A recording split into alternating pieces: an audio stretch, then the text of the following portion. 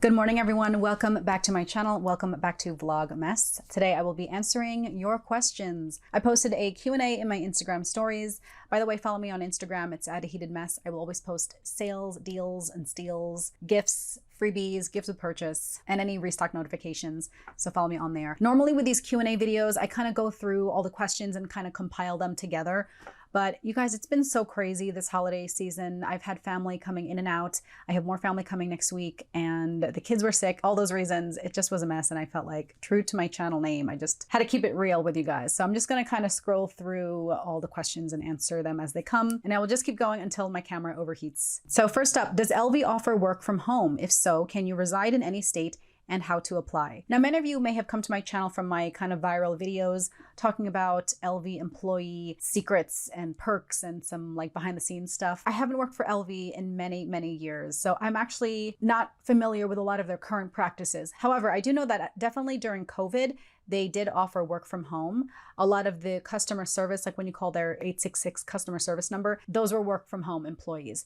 I don't know if they have continued in that direction or if they have returned back to the office. I'm not sure. I haven't looked it up. I feel like that information is probably readily available online. I can certainly research it and post online to my YouTube community page or my IG stories and let you guys know. But I know that they did, and I'm not sure if you had to reside in the same state. I'm sorry. Do you ever sell any of your things, bags, perfumes, jewelry, etc.? So I do have a backup Instagram page. It's @aheatedmess_closet. And I did a couple times sell some things. I don't generally, as a rule, resell things. I just think it's too much of a hassle to make it worth it for me personally. I often just gift it. I just get rid of it by, I either, if it's less expensive items, I'll donate it. Makeup, fragrance, and kind of hygiene stuff, I'll donate to our church or to a women's shelter. Clothing, especially suiting and, professional workwear, I will donate to women's shelters, gift it to people who I know might need something like that. Perfumes, I definitely don't resell. That I will just gift. If there's something that maybe I don't wear anymore, I will just gift it to my family and friends. Jewelry, I don't resell any of my jewelry because I am very particular about jewelry and buying jewelry. So if there's something that I don't wear anymore, again, I will just gift it. Bags, I have sold a few. And if I do, I will post it to my Instagram backup, @aheatedmess_closet. But do you ever sell any of your things? Generally, I don't really. Do you think you will ever return to law when kids are older? If you have been following my channel and my career journey, you would know that last year I quit my corporate law job to become a stay-at-home mom full-time. Before that, I worked for JAG, and there were ups and downs. And do you think you will ever return? It is not out of the question. I don't foresee that happening anytime soon. I don't miss it. I would much rather be at home. I think back to when I worked full-time and had 3 little kids, and when my youngest was still a baby. I don't know how I did it. I was exhausted all the time. I'm still very tired just managing the 3 children and doing even YouTube on the side. So do I think I'll return? I mean, it's a possibility. When they're older, maybe, but I'm not even thinking about it right now. So my youngest just turned 4. He'll be 18 in 14 years. We'll see. I'll revisit that in 14 years. Your thoughts about Balenciaga. Okay, guys, let's talk about it. Part of my job when I worked for JAG was dealing with a lot of the taboo subject. I can't even say it without my video getting flagged, but I'll just refer to it as CP. Although nowadays it's technically called CSAM, CSAM. I'm not going to say it for you, but if you look it up, that is the more accurate term for CP, because we dealt with that issue so frequently at that job in terms of the types of cases that we would prosecute. We worked closely with NCMEC, which is the National Center for Exploited and Missing Children. The whole Balenciaga scandal deserves its own videos, and there have been many other videos by other creators who have really gone down the rabbit hole. But it's not a matter of just a teddy bear in a campaign shoot with children and inappropriate other BDSM materials and alcohol, paraphernalia and whatever,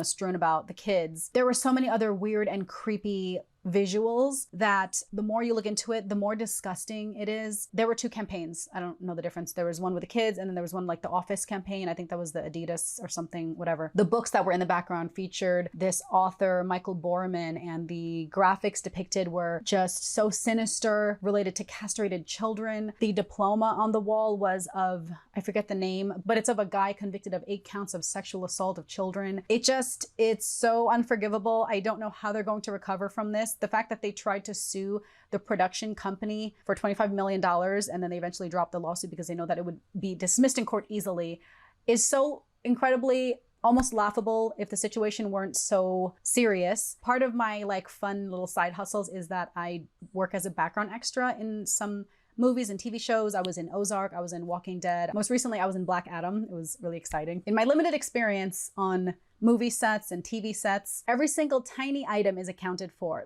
There is a prop director and then assistants who literally you have to check in every single item that you're holding. Every like picture frame is exactly what it needs to be. There are so many people, so many hands touching everything in a set.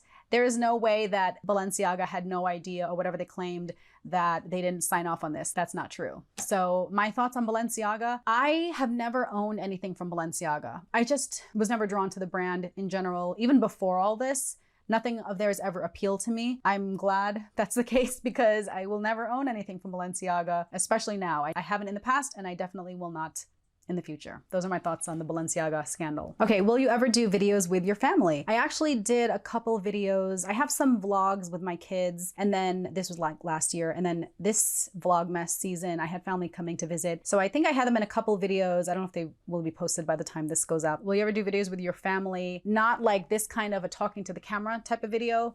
Maybe vlogs. I've had some in the past. There are some TikTok creators I follow who do really funny videos like where they have their kids and it's about parenting. And if you're a parent, you know, you follow these because it's so relatable, especially if you are a parent of toddlers.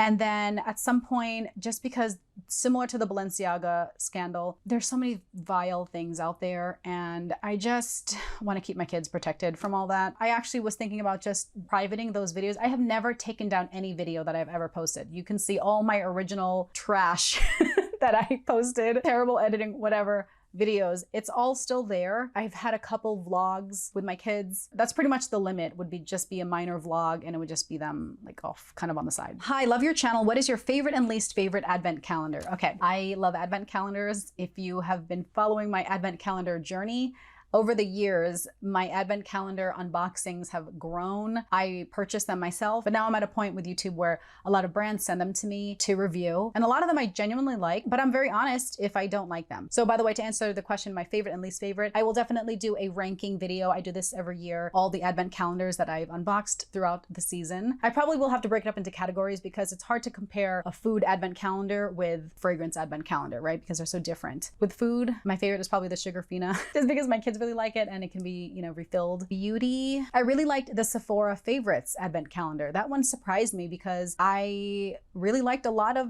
everything that was in there. I either use it and will use it, or it was something that I've wanted to try. A majority of the contents from the Sephora Advent calendar I definitely liked, and so I thought it was a great value. And then for my least favorite, and you guys might think I'm cheating because I technically didn't purchase these Advent calendars myself. A couple of them I reviewed without having bought it because I looked at what was inside, I looked at the price, and I just was like, it's not worth it. And I kind of went through step by step, day by day, why I thought it wasn't worth it, comparing the values.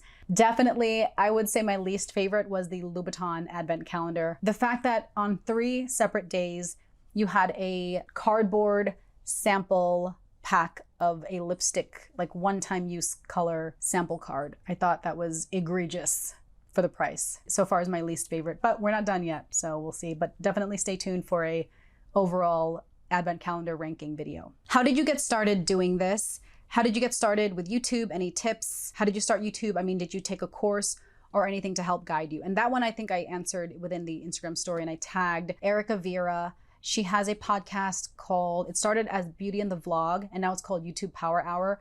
I love her podcast. When I was thinking about starting a YouTube channel, I listened to every single episode Some episodes I listened to multiple times where she was interviewing successful YouTubers and they talk about their journey on YouTube, how they started, what, they're doing, best practices. She interviewed some professionals in the field, including people who work for YouTube, and they talk about like the whole algorithm and what works and what doesn't, stuff like that, like technical stuff. She interviewed other technical, like editor or videographer type professionals who gave recommendations on cameras and equipment. I listened to all that. I need to do a video about this, and I keep saying it, I keep putting it off. I need to just go ahead and film it. When I started my YouTube journey, I initially started with just an Instagram page. It was just focused solely on makeup, beauty, skincare products, hair care that I would review. I would buy it and I would review it, and I would post pretty pictures of makeup because I love makeup and skincare. I didn't show my face.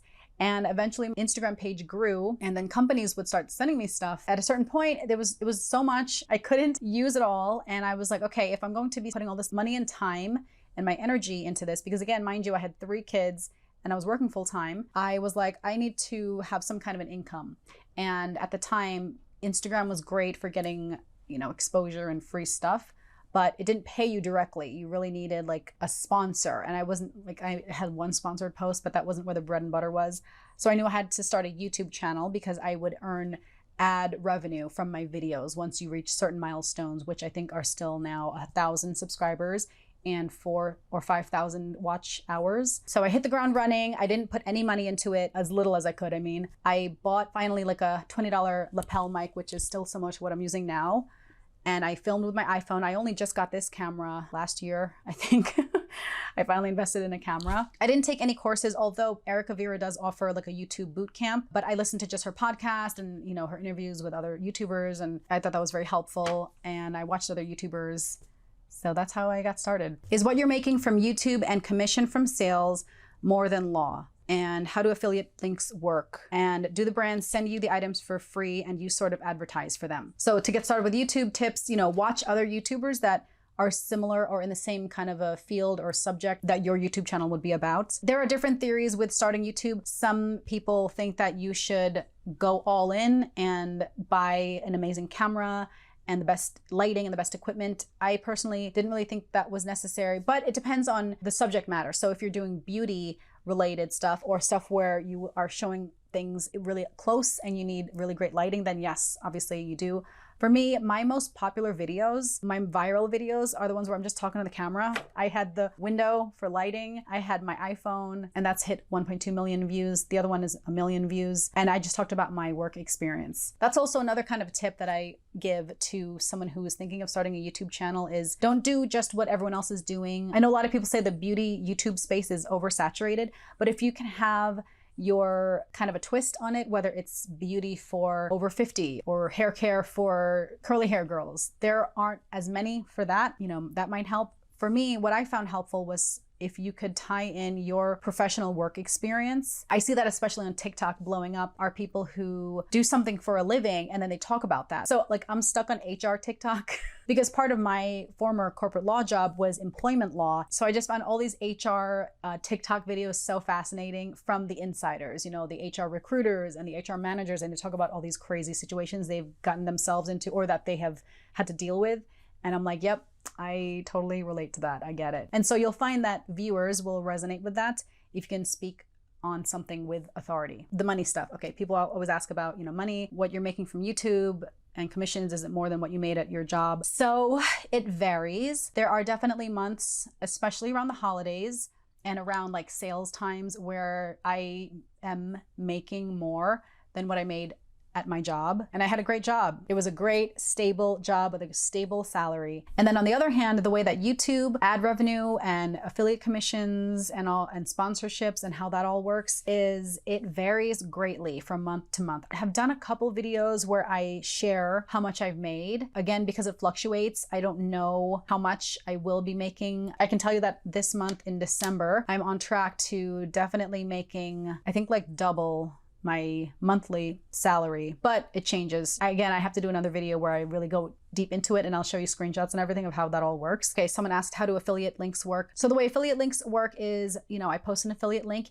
If you click through that link, it depends on who's hosting the platform. There are different kind of, I don't know the word for it, like marketing websites. You might see them, like the major ones are Magic Links, Reward Style, Howl, which used to be called Narrative. Those are the ones that I work with, if you click through those links and you shop through that link, the creator of that link earns a tiny amount, tiny commission. And you know, depending on how many people are shopping through, it adds up. So again, when I go through the numbers, like specific numbers, I can show you exactly how that all tallies towards the end of the month. And then normally we don't typically get that commission payout until I think like 3 months out. So I won't get the December commissions until March. The retailer will usually wait until the return period is over because, you know, in case people return stuff, which makes sense. What are you getting your family for Christmas? I have a whole video. I'm getting them a ton of stuff. I've already gifted them a ton of stuff. I'm the kind of person that as soon as it comes in, I'm like, do you want to see what you got? I'm so excited. I love Christmas. I love gifting my kids and everyone. And because this year is so different in that we have so many family visiting that I haven't seen in a long time, including my own mom who lives in the Philippines but was finally able to come visit. There's just so much family around and so much gift giving and happiness and just quality time spent together. So yeah, I'll do a video about what I'm gifting everyone for sure. New here, so not sure if you ever film your PR events, parties with fellow YouTubers. Okay, this one is a little bit of a bummer. I live near Atlanta and there are some events here. And so I do film, like I recently filmed my vlog with Heyday Skincare. It's this spa where they do facials. They're amazing. There's some new locations opening up. They just opened some locations in Atlanta and they reached out to me and asked if I wanted to visit. They had an opening party and then recently they had another location with a holiday event. And my mom was here, so I brought her with me. I should have that vlog up soon. It was great. They're amazing. Because it was a grand opening, there were other like YouTubers, I guess, or influencers. There wasn't a lot of opportunity for socializing because we just were kind of, at least I was kind of in and out with getting my facial done. But to answer your question, because of where I'm located and because of just my life situation, I have 3 very young kids in school and I just can't get to all the events that I'm invited to, unfortunately. The majority of these types of events are in New York City and in Los Angeles and some in Miami. Unfortunately, I am like smack dab in the middle away from all those places. And unless I can move mountains, I just can't make it. Even with flights paid for, I couldn't. I try to go to the local events if I can, or if I'm already visiting a city, you know, and there's something else, like if it aligns with my calendar, then I will definitely attend and vlog it for you guys. But for the most part, many of these events, I just physically cannot go. I'm so sorry. The way everything is situated right now, it's very difficult for me to kind of drop everything and go because they are far away from me. What are your Christmas traditions? Okay, so when I was growing up, maybe because I'm Catholic and I'm Filipino, I don't know, the way we always had Christmas was we had a big Christmas dinner, sometimes we'd have family over, and then we would open our gifts. All of us would open our gifts Christmas Eve. So I was always expected that I would open gifts Christmas Eve.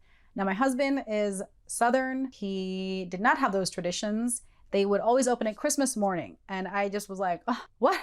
And so it's one of those things where you just, in a marriage, you have to compromise. And he compromised, I think, by saying, okay, well, we can open one gift. And for me, I'm just like, oh my gosh, that's such a tease. But okay, now we do the traditional Christmas morning. The kids wake up, they run downstairs, and I sit there with my coffee and I watch them open the presents. And that's our Christmas tradition. What are your favorite clothing brands? I usually live in straight up loungewear. Today I'm wearing this Aloe Yoga pullover cropped top and the matching joggers because it is so comfy. But I usually am wearing Viore jumpsuits, joggers, activewear. I try to work out pretty regularly. I do Pilates and bar. I feel like I'm always running after the kids. So I just wear straight up loungewear. I recently started getting into Pop Flex Active. I really love their hoodies and jackets. Skims is another one. They had their recent biannual sale. So if I'm at home or just whatever, running errands, I wear the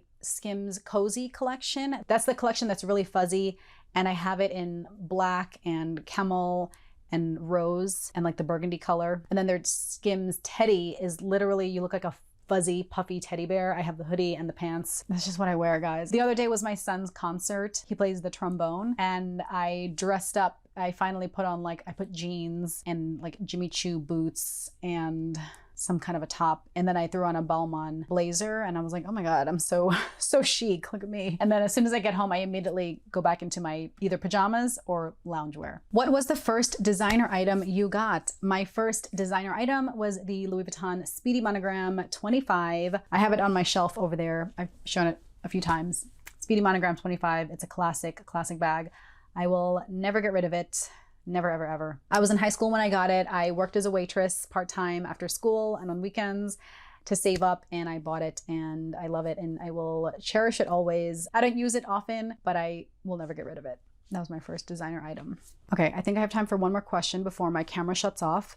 Employee benefits in corporate law. And one of my best friends I made from work, she has since left our previous job also. And so I still talk to her. The other day I was like, oh my gosh, do you remember our Secret Santa parties? And so when people ask me if I miss my job, that is probably the one thing that I definitely miss. I was always the organizer, the coordinator of our holiday office parties. Every year they gradually got better and better. Because again, I had just come from JAG. So when you come from the military, when you come from the government, every event is bare bones because everyone, you pay for it. You know, the government doesn't pay for this stuff. Everything is either a potluck, you know, you pay your own way. If we go to a restaurant, we have individual bills. And so coming from the government, from the military, from JAG, where we spend as little as possible, and then moving into a corporate job, like corporate law, I was not used to that.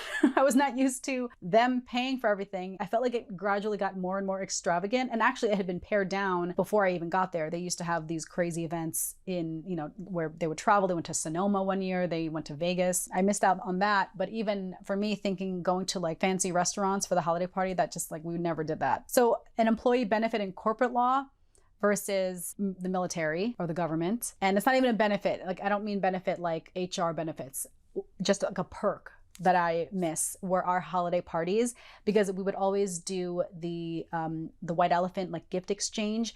I was always a coordinator. I organized the party and I organized the white elephant gift exchange. I sent out the rules of engagement to our team, and it went from initially $20, and then when I left it was $25 was the cap. We were like vicious with these gifts. We would draw numbers. You take turns picking out a gift, and then the second person could either steal the first person's gift or open a new gift, and then you just go around until everything had been stolen. It was so much fun. I always gave the best gifts. Mine were always stolen the most. That's the one thing I miss from corporate law. So with that, guys, I hope you enjoyed this Q&A answering all your questions. Again, I promise I will definitely do more videos talking about working for LV. There were some more questions about specifically, you know, getting into YouTube, how the YouTube revenue and ads and sponsorships and how all that works. I will do another video answering those questions and showing you screenshots, but check out my other videos because I do give solid numbers. It's very surprising if you're not familiar with YouTube. But I hope you enjoyed this Q&A video. Thank you so much for watching, guys. Thanks for all your support, and I will catch you in my next video. Bye.